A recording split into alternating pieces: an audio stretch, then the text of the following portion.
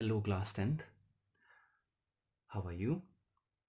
You are now in the brink of seniority. You are the bold student now. So, you know how to do the work, right? No need to say to you that how you should make your notes. I hope you are doing good. Fine. Now it's time for the remaining questions. Exercise 8.1. Exercise 8.1 के कुछ questions छूट चुके थे, वो हम करने वाले हैं starting from the question number 6. What is question number 6? देखो ध्यान से देखना, थोड़ा तेज करने वाला है आज हम.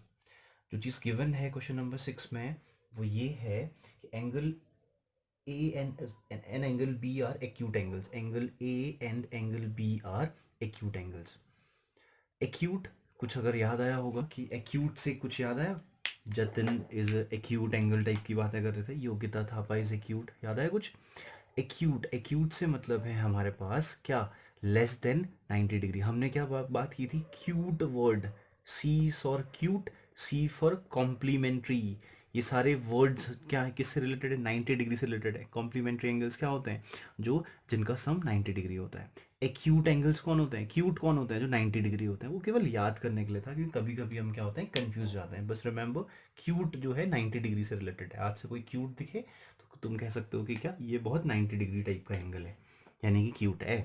ठीक है, angle A and angle B are acute angle. A is equal to cos B, ये हमारे पास गिवन है. ठीक है, अगर इन सब चीज़ की बात, और हमें प्रूफ क्या करना है, हमें प्रूफ करना है और हमें शो करना है कि angle A is equal to क्या है, एंगल बी के इक्वल है. अब ध्यान से देखना और थोड़ा तेज, थोड़ा सा जल्दी समझने की कोशिश करना, बाकी तो समझाऊंगा तो मैं ही. मैंने दो राइट एंगल ट्राइंगल बनाए, क्यों बनाए, इसका रीज़न है.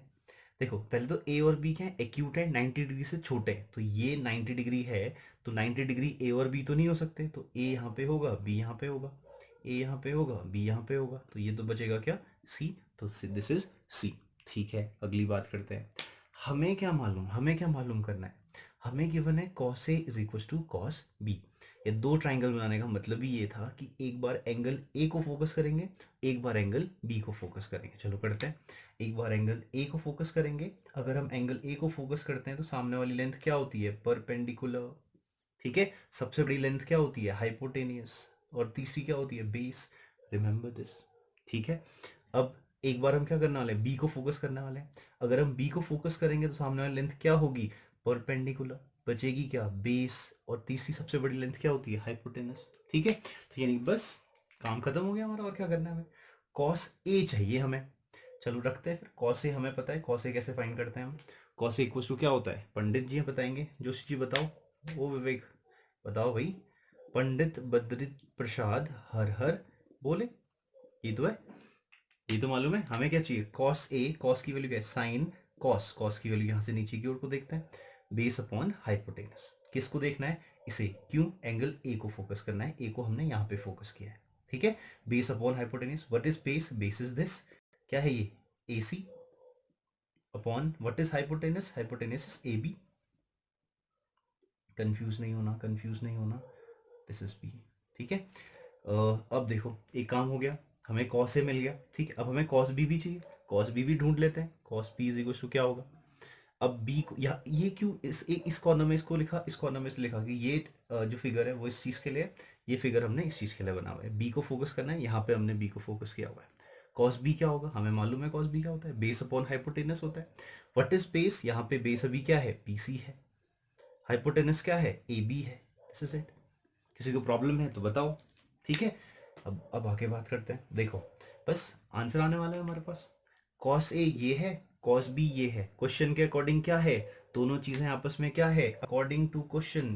क्या है क्वेश्चन के according, cos A is equal to क्या है, कॉस बी है. रिमेंबर दिस, है कि नहीं है.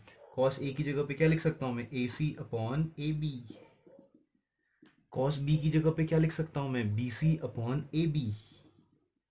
ए बी सी बी कैंसिल, तो क्या बचेगा, A C is equal to B C. बस हमारा आंसर आ गया. कैसे आ गया भाई आंसर, ए सी, अभी तो साइड्स इक्वल हैं लेकिन हमें एंगल इक्वल करने हैं, ये कैसे भाई बताओ. अब थोड़ा सा ट्राइंगल को और समझते हैं. दोबारा ट्राइंगल, जितने राइट एंगल ट्राइंगल बना सकते हो, ए बी एन सी, ऐसा ही था. ठीक है, A C is this one, B C is this one.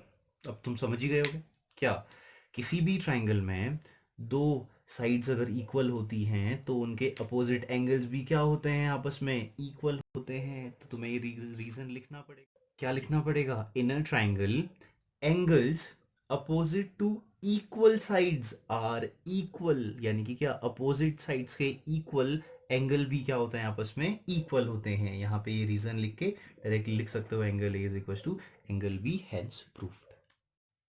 Next question, question number 7, cot theta equal to क्या है, 7/8 है।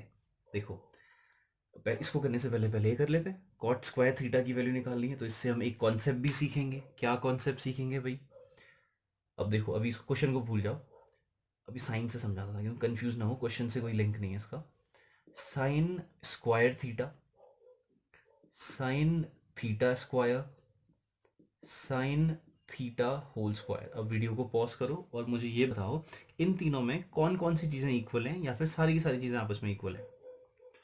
तो देखो, sign square theta, what does it mean? ध्यान रखना, साइन स्क्वायर थीटा क्या होता है। देखना, अगर तुम लिखते हो, तुमने कहा स्क्वायर तो साइन में है, तो यानी कि साइन में है तो साइन इंटू साइन थीटा हुआ फिर ये? नहीं, यू आर रॉन्ग। क्यों? मैंने क्या कहा था? कभी भी याद रखना, साइन को थीटा से अलग तुम कर ही नहीं सकते हो। तो इसका मतलब ये हुआ कि ये sign theta into sine theta है, याद रखना ये चीज़। ठीक है, अब बात करते हैं इसकी। साइन थीटा होल स्क्वायर, अब ये तो कंप्लीट का होल स्क्वायर है, तो इसका मतलब तो sine theta into sine theta ही होगा, फिर बात खत्म हो गई। ठीक है, अब बात करते हैं इसकी। साइन थीटा स्क्वायर है, याद रखना ये चीज, ये क्या है, साइन थीटा स्क्वायर, यानी कि थीटा इंटू थीटा है, साइन से कोई मतलब नहीं है। तो यानी कि इसके अंदर है साइन थीटा इंटू थीटा है। और मैंने क्या कहा था तुमसे, ये साइन के अंदर कुछ ना कुछ होना चाहिए, बाकी कोई मतलब नहीं है, वो कुछ भी हो सकता है। ठीक है, रिमेंबर दिस, ये मार्कर हो सकता है, साइन मार्कर हो गया है, ठीक है, या फिर साइन मेरा हाथ हो गया है, ठीक है, या साइन जतिन हो गया है, ये भी हो सकता है, जतिन बैठ जाएगा ना, उससे पूछ लेना एक बार। या फिर साइन मिताली हो सकती है, तरुणिमा हो सकती है, ठीक है, साइन विवेक हो सकता है, ठीक है, कुछ भी हो सकता है। ये कहने का मतलब, एग्जाम्पल्स क्यों दे रहा हूँ, साइन पूरी 10th की क्लास हो सकती है। मैं एग्जाम्पल्स क्यों दे रहा हूँ, बिकॉज साइन के साथ कुछ होना चाहिए। Without anything sine is nothing, doesn't exist. Seriously, अगर होता है, एग्जिस्ट करता है इंग्लिश में, तो ये सिन है, पाप है, यू रिमेंबर दिस। ठीक है, इसका ध्यान रखना है चीज़। तो इसलिए इसका कॉन्सेप्ट ध्यान से देखना, ठीक है। तो यानी कि ये साइन थीटा इंटू थीटा है, यानी कि ये दोनों चीज़ें आपस में एक जैसी हैं, ये और ये अलग चीज़ है, ठीक है, कंफ्यूज मत होना। तो अभी हम बात करते हैं अपने क्वेश्चन की, कॉट स्क्वायर थीटा। तो कॉट स्क्वायर थीटा का मतलब क्या है, अब तो तुम बिल्कुल क्लियरली समझ गए हो। तो cot theta, cot square theta का मतलब क्या है, कॉट थीटा का होल स्क्वायर ही है। कॉट थीटा की वैल्यू क्या है, 7/8, तो 7/8 का होल स्क्वायर इसका आंसर है। कुछ नहीं करना इसमें, ठीक है, तो इसमें तो कुछ करना ही नहीं था। अब जो करना था वो इस क्वेश्चन में करना था। अच्छा क्वेश्चन है, ठीक है, अब लेवल बढ़ रहा है भाई, देख लेना। देखो क्या है हमारे पास, कॉट थीटा है, कॉट थीटा की वैल्यू क्या है, 7/8। कॉट थीटा की वैल्यू अगर 7/8 है, what we know about cot theta, Pandit Badri Prasad, ये पंडित तो विवेक जोशी लग रहा है मुझे, हर हर बोले। Cot sine cos tan, cot नीचे से ऊपर की ओर को, बेस अपॉन परपेंडिकुलर, ये होता है base upon perpendicular. What is base, base is 7। तो बेस कहाँ होता है, अभी तो ये थीटा है, कोई मेंशन ही नहीं है, तो हम अपने मन से मान लेते हैं ये थीटा है। तो बेस अपॉन परपेंडिकुलर, हाइपोटेन्यूज नहीं मालूम है, हम फाइंड कर सकते हैं। 7 दिखते ही ये मत सोचना ये 25 होगा, नहीं, 7 के साथ 24 होता तब 25 होता, ये 7 और 8 है, तो इसका मतलब जो भी वैल्यू आएगी वो क्या आएगी, रूट में आएगी। रिमेंबर दिस, ठीक है, कि पाइथागोरन ट्रिपलेट्स नहीं होगा तो रूट ही बनेगा। अब हमें पता है क्या होता है, अगर इसको मैं x सपोज करूं, यू नो दिस राइट, क्या पता है, hypotenuse square is equals to base square plus perpendicular square. बात एक ही थी, लेकिन फिर भी 7 square is 49 plus 8 square is 64, x square equal to इतना आ गया।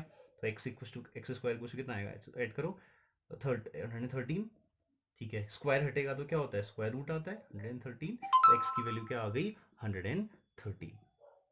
ठीक है, इतना काम अगर हो गया है हमारे पास, ठीक है, इतना कर ले, इतना लिख लेना, प्रॉपर वे में लिख लेना। अब क्योंकि मैं इरेज करने वाला हूँ, जगह थोड़ा कम है, इसलिए अब हमें पता चल गया है कि एक राइट एंगल ट्राइंगल है, ऐसा कुछ है, और तीनों साइड्स हमें मालूम है ये हैं, ठीक है। अब लेकिन प्रॉब्लम ये है, कई लोग क्या करते हैं कि इसमें डायरेक्ट वैल्यू रख लेते हैं, नहीं, डायरेक्ट वैल्यू रखने से बेटर क्या है, ध्यान से देखना। डायरेक्ट वैल्यू मत रखना, इसमें डायरेक्ट वैल्यू रखने से बेटर तुम क्या करो, देखो ध्यान से देखो, ये क्या बन रहा है, a प्लस बी, ये क्या बन रहा है, a माइनस बी, किसका फॉर्मूला होता है भाई, ए स्क्वायर माइनस बी स्क्वायर।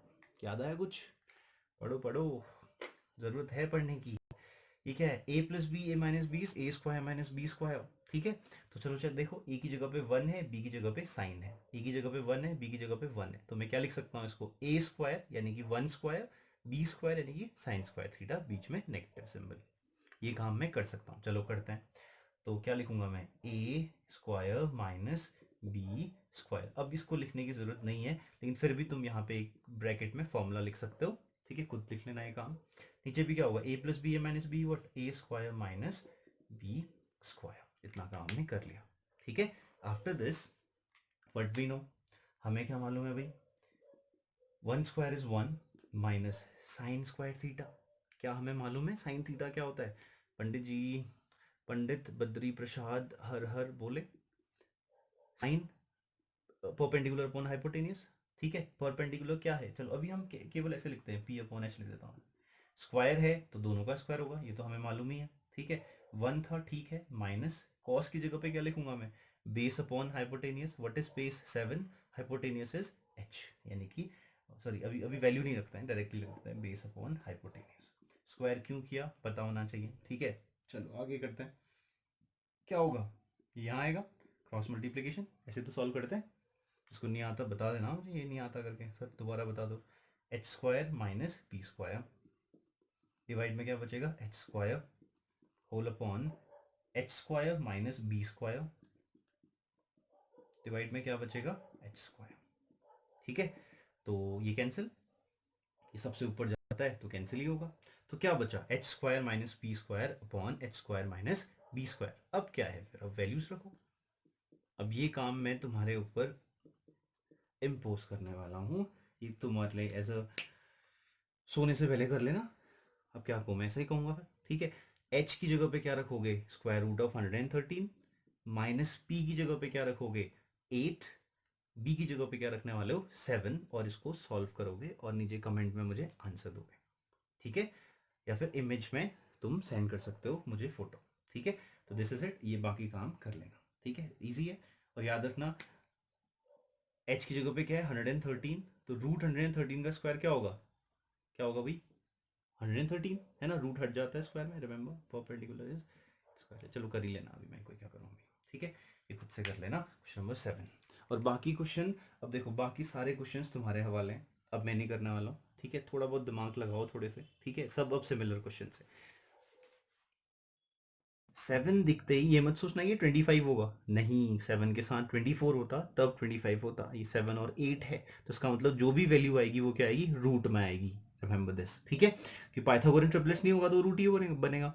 अब हमें पता है क्या होता है, अगर इसको मैं x सपोज करूं, यू नो दिस राइट, क्या पता है, hypotenuse square is equal to base square plus perpendicular square, बात एक ही थी लेकिन फिर भी, 7 square is 49 plus 8 square is 64, तो एक्स स्क्वायर इक्वल टू इतना आ गया, तो x equal to x square equal to कितना आएगा, ऐड करो 113, ठीक है। स्क्वायर हटेगा तो क्या होता है, स्क्वायर रूट आता है, 113, तो एक्स की वैल्यू क्या आ गई, 130, ठीक है। इतना काम अगर हो गया है हमारे पास, ठीक है, इतना कर ले, इतना लिख लेना, प्रॉपर वे में लिख लेना। अब क्योंकि मैं इरेज करने वाला हूँ, जगह थोड़ा कम है, इसलिए अब हमें पता चल गया है कि एक राइट एंगल ट्राइंगल है, ऐसा कुछ है, और तीनों साइड्स हमें मालूम है ये हैं, ठीक है। अब लेकिन प्रॉब्लम ये है, कई लोग क्या करते हैं कि इसमें डायरेक्ट वैल्यू रख लेते हैं, नहीं, डायरेक्ट वैल्यू रखने से बेटर क्या है, ध्यान से देखना, डायरेक्ट वैल्यू मत रखना, इसमें डायरेक्ट वैल्यू रखने से बेटर तुम क्या करो, देखो ध्यान से देखो, ये क्या बन रहा है, a प्लस बी, ये क्या बन रहा है, a माइनस बी, किसका फॉर्मूला होता है भाई, ए स्क्वायर माइनस बी स्क्वायर। याद आया कुछ, पढ़ो पढ़ो, जरूरत है पढ़ने की। ये क्या है, a plus B A minus B, A square minus B square, ठीक है। तो चलो चल देखो, a की जगह पे 1 है, b की जगह पे साइन है, a की जगह पे 1 है, b की जगह पे 1 है, तो मैं क्या लिख सकता हूँ इसको, a स्क्वायर यानी कि 1 स्क्वायर, b स्क्वायर यानी कि साइन स्क्वायर थीटा, बीच में नेगेटिव सिंबल। ये काम मैं कर सकता हूँ, चलो करते हैं। तो क्या लिखूंगा मैं, ए स्क्वायर माइनस बी स्क्वायर। अब इसको लिखने की जरूरत नहीं है, लेकिन फिर भी तुम यहाँ पे एक ब्रैकेट में फॉर्मूला लिख सकते हो, ठीक है, खुद लिख लेना ये काम। नीचे भी क्या होगा, A plus B A minus B, what A square minus B square. इतना काम हमने कर लिया, ठीक है, after this what we know, हमें क्या मालूम है भाई, 1 square is 1 minus sine square theta. क्या हमें मालूम है साइन थीटा क्या होता है? पंडित जी, पंडित बद्री प्रसाद हर हर बोले। Sine perpendicular upon hypotenuse. ठीक है, परपेंडिकुलर क्या है, चलो अभी हम केवल ऐसे लिखते हैं, पी अपॉन एच लिख देता हूँ। स्क्वायर है तो दोनों का स्क्वायर होगा, ये तो हमें मालूम ही है। ठीक है, 1 था, ठीक है, माइनस कॉस की जगह पे क्या लिखूंगा मैं, base upon hypotenuse. What is base? 7, hypotenuse is H, यानी कि सॉरी अभी अभी वैल्यू नहीं रखते हैं, डायरेक्टली रखते हैं बेस अपॉन हाइपोटेनियस। स्क्वायर क्यों किया पता होना चाहिए। ठीक है, चलो आगे करते हैं। क्या होगा, यहाँ आएगा क्रॉस मल्टीप्लीकेशन, ऐसे तो सॉल्व करते हैं। जिसको नहीं आता बता देना मुझे, ये नहीं आता करके सर दोबारा बता दो। H square minus P square divide में क्या बचेगा, H square whole upon H square minus B square divide में क्या बचेगा, एच स्क्वायर। ठीक है, तो ये कैंसिल, ये सबसे ऊपर जाता है तो कैंसिल ही होगा। तो क्या बचा, H square minus P square upon H square minus B square. अब क्या है फिर, अब वैल्यूज रखो। अब ये काम मैं तुम्हारे ऊपर इम्पोज करने वाला हूँ, ये तुम्हारे लिए एज अ सोने से पहले कर लेना। अब क्या कहूँ, मैं ऐसा ही कहूँगा फिर। ठीक है, h की जगह पे क्या रखोगे, square root of 113, minus p की जगह पे क्या रखोगे 8, b की जगह पे क्या रखने वाले हो 7, और इसको सॉल्व करोगे और नीचे कमेंट में मुझे आंसर दोगे। ठीक है, या फिर इमेज में तुम सेंड कर सकते हो मुझे फोटो। ठीक है, तो दिस इज इट, ये बाकी काम कर लेना। ठीक है, इजी है। और याद रखना h की जगह पे क्या है 113, तो रूट 113 का स्क्वायर क्या होगा, क्या होगा भाई 113 है ना, रूट हट जाता है स्क्वायर में, रिमेंबर परपेंडिकुलर इज स्क्वायर। चलो कर ही लेना, अभी मैं कोई क्या करूँगी। ठीक है, ये खुद से कर लेना क्वेश्चन नंबर 7। और बाकी क्वेश्चन, अब देखो बाकी सारे क्वेश्चंस तुम्हारे हवाले हैं, अब मैं नहीं करने वाला हूँ। ठीक है, थोड़ा बहुत दिमाग लगाओ थोड़े से। ठीक है, सब अब सिमिलर क्वेश्चन है। एक क्वेश्चन दिखाई दे रहा है यहाँ पे, तो इस क्वेश्चन को तुम्हें खुद करना है और मुझे बताना है इसका answer. What is sine C and sine B. ठीक है, तो देखो दो मेथड से मैंने बताया था लास्ट टाइम पे, एक पाइथागोरन ट्रिपलेट्स और एक क्या, एक जनरल वे में। ठीक है, किसी भी मेथड से करो, मुझे इसका सॉल्यूशन चाहिए। ठीक है, तो एक्सरसाइज 8.1 कंप्लीट हो गई है, अब हम करेंगे एक्सरसाइज 8.2।